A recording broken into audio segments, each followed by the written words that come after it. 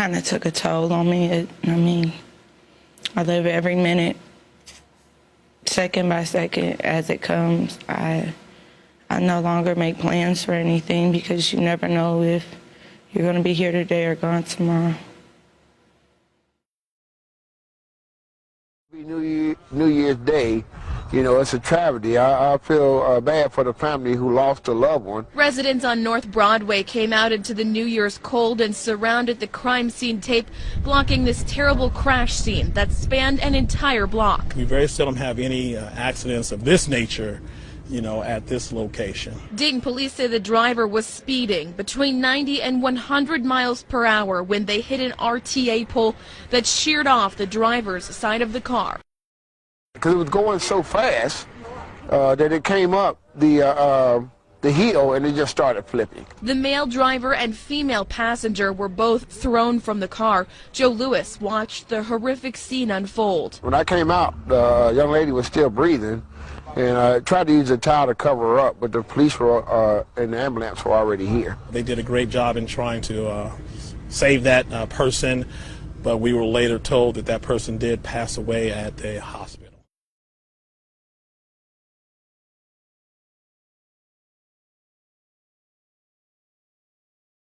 Confrontation. Police kill a man inside an Ohio Walmart. Tonight, we know that man is from Fairfield.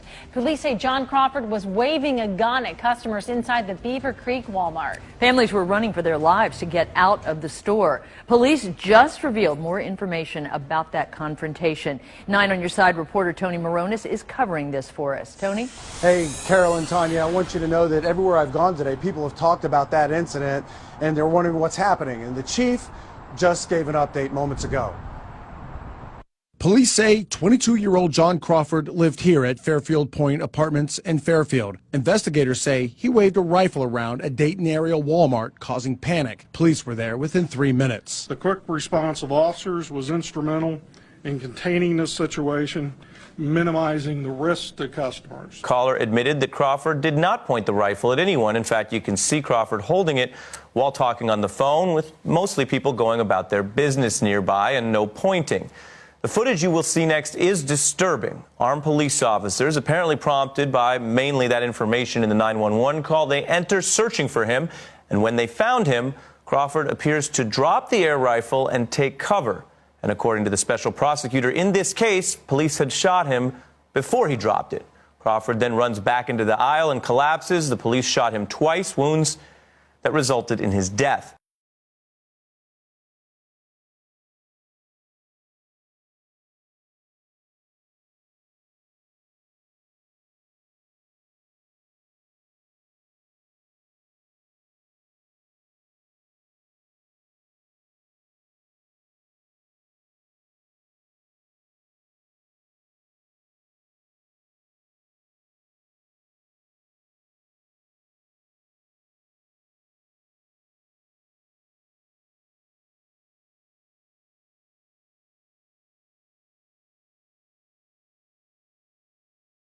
Police say John Crawford was waving a gun at customers inside the Beaver Creek Walmart. Families were running for their lives to get out of the store. Police just revealed more information about that confrontation. Investigators say he waved a rifle around a Dayton area Walmart, causing panic. Police were there within 3 minutes. The quick response of officers was instrumental in containing this situation, minimizing the risk to customers. Minimizing the risk to customers. Minimizing the risk to customers. It's too late for a 37-year-old woman, Angela Williams. She began to run from the store and collapsed and died from a medical condition. Minimizing the risk to customers. First at 5, a grand jury will decide. Exactly 2 weeks from today, jurors in Greene County will determine if charges will be filed in the deadly shooting inside a Beaver Creek Walmart store. And that news straight from Ohio Attorney General Mike DeWine just moments ago. His office leading the investigation into the deaths of John Crawford and Angela Williams. Both died the night of August 5th. Police were called to that Walmart on reports that Crawford was waving a gun inside. Police shot and killed him after he reportedly refused to drop the weapon, which Later turned out to be a pellet rifle. Williams died from a medical condition during the ordeal. And we have live team coverage for you of the late breaking details. We start with Brooke Moore in reaction from Crawford's family. Brooke, what did they have to say? Just minutes ago, actually, right here in this very conference room, John Crawford's father said he feels numb tonight after taking a look at that video. He was able to look at approximately 4 minutes, and keep in mind there are 200 cameras throughout that Walmart in Beaver Creek. But he and his attorney also say that after those 4 minutes, they are for sure that this is unjustified. The Attorney General, Mike DeWine, came here to that attorney's office in downtown Dayton earlier today to show them that video. The Bureau of Criminal Investigation said they could only take a look at a few minutes because they want to be fair to this family, but they also want to protect this investigation. This case is not closed, and as you just heard, in 2 weeks this will go to a grand jury for them to decide, but this family is very certain that this is murder. And as you remember, the 911 caller who called that shooting into police from the Beaver Creek Walmart mentioned that this suspect was waving the rifle around at kids. He was very descriptive in what he was telling police.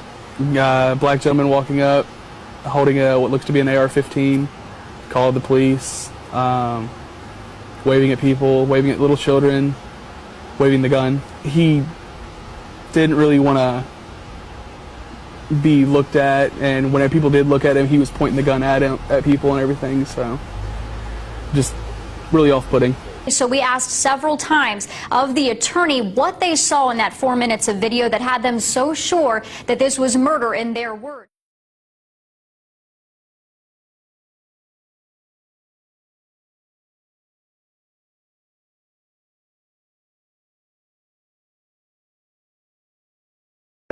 You lied to me, and you might be on your way to jail, so I want to be very clear about this. I swear to God, I swear to God, oh my goodness, I have a job and a family on everything I love. As the officer, I've been asking Where did he get this gun? Sir, I don't know. I swear to God, sir, I swear to God. I don't know, on everything I love, you can give me a lie detector test and everything.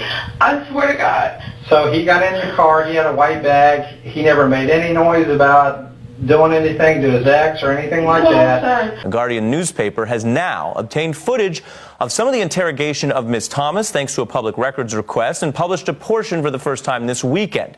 It shows Detective Rodney Curd, not the officer who shot Crawford, aggressively questioning Thomas. According to The Guardian, the interrogation went on for more than an hour and a half, and it wasn't until the end that Curd even told Thomas that Crawford had died that day. As a result of his actions, he's gone, said the detective, as she slumped in her chair and cried. Joining me tonight is Tasha Thomas and her attorney, Anthony Vinoy. I was shoved into a cruiser, leaving Walmart, and questioned inside the cruiser, and took in the Beaver Creek police station. There I sat for hours on hours, not knowing what happened or where he was at or what was wrong or if I was ever going to see him again. Uh-huh. And why did they tell you you were being detained? They said because he had got the gun out of my vehicle and that he was trying to rob the pharmacy inside of Walmart. And if I can ask you, and if you don't want to answer, you don't have to at all, but what was your reaction when, after all of this and this interrogation, then they told you for the first time that he was killed that day? It kind of took a toll on me. I live every minute, second by second, as it comes. I no longer make plans for anything because you never know if you're going to be here today or gone tomorrow.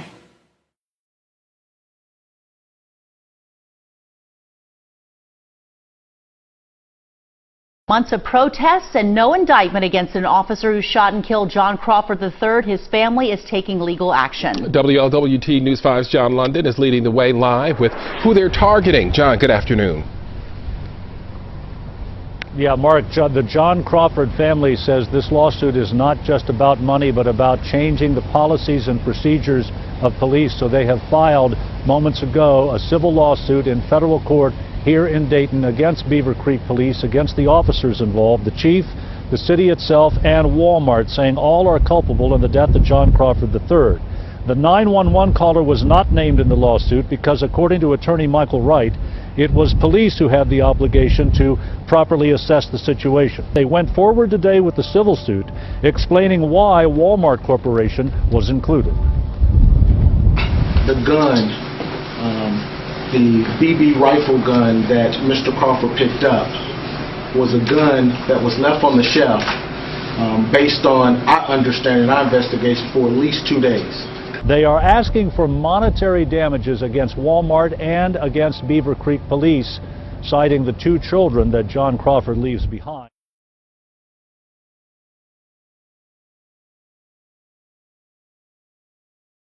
While we're still ringing in the new year, already the Miami Valley seeing some of its first fatalities.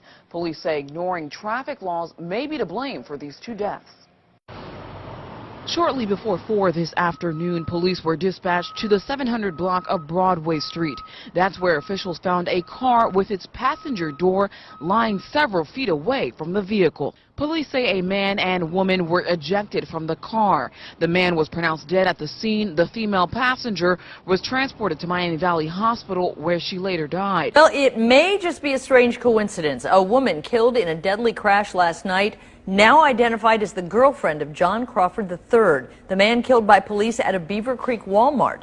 Police say 26-year-old Tasha Thomas and a man were in a car going up to 100 miles an hour. They were both thrown out when the car hit a pole in the middle of the afternoon.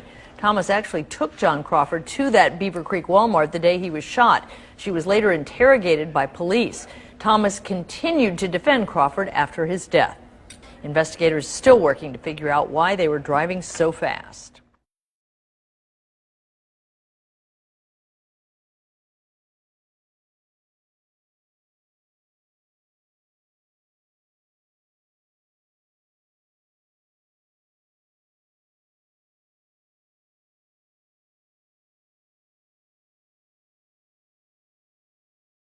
Dayton police say the driver was speeding between 90 and 100 miles per hour when they hit an RTA pole that sheared off the driver's side of the car. When I came out, the young lady was still breathing, and I tried to use a towel to cover her up, but the police were and the ambulance were already here.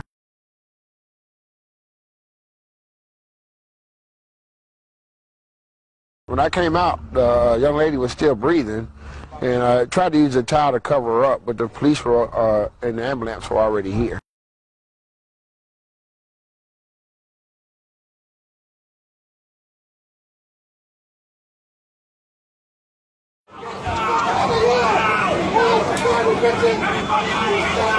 Everybody out! Everybody out! Now!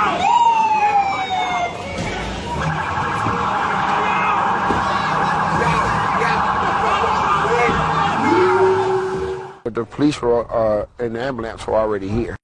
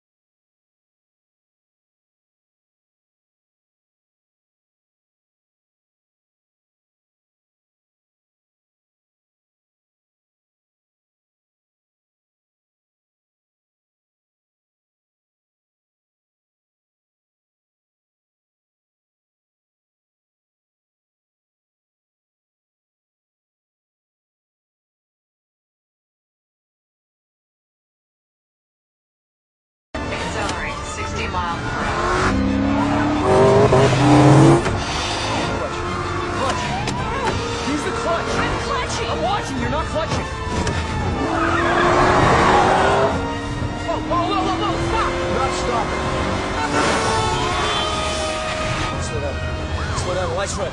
Don't slow down. Accelerate to 72 miles per hour. You will make it through. Stop! No way. Right, I can't! Right!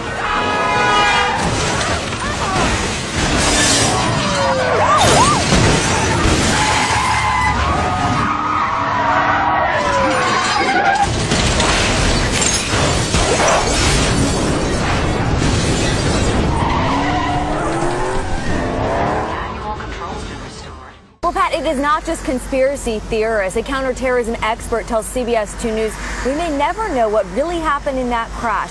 And now with so many cars controlled by multiple little computers and some controlled by an app on a smartphone, researchers say they're concerned about the vulnerability of computer-controlled cars. The fiery single-car crash that killed controversial journalist Michael Hastings in Hollywood raised questions about whether it was truly a tragic accident. Hastings most notably wrote pieces that brought down a military general. And recently, former U.S. Coordinator for Security and Counterterrorism Richard Clark claimed what evidence is available publicly is consistent with a car cyber attack. There is reason to believe that intelligence agencies from major powers, including the United States, know how to remotely seize control of a car. You could remotely wreck someone or remotely stop the car. Chris Valasek hacks computers for a living to expose security issues. He says one worry is an attacker could stop many cars at the same time during rush hour. He and his partner hacked into the 30 little computers in this car using a laptop. We were able to take control of the brakes, the steering wheel, the seat belts. We could tighten them. And they do this by getting into the onboard computer and the onboard diagnostic systems, and they're able to reprogram it to do pretty much whatever they want. Has anyone affiliated with the police department apologized to you or explained their perspective on this? No, it's just gotten worse since the incident.